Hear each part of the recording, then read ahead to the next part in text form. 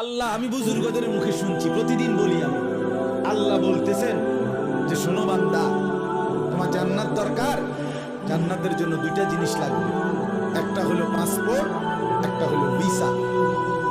জান্নাতের জন্য ঈমান তোমার পাসপোর্ট, তাকওয়া তোমার ভিসা।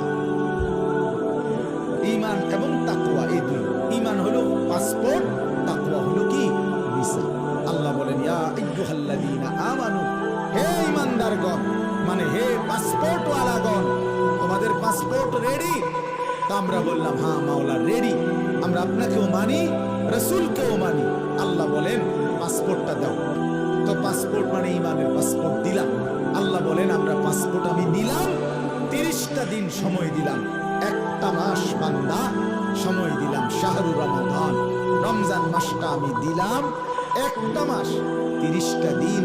আমার বান্দা 31-এ যাইতাম না,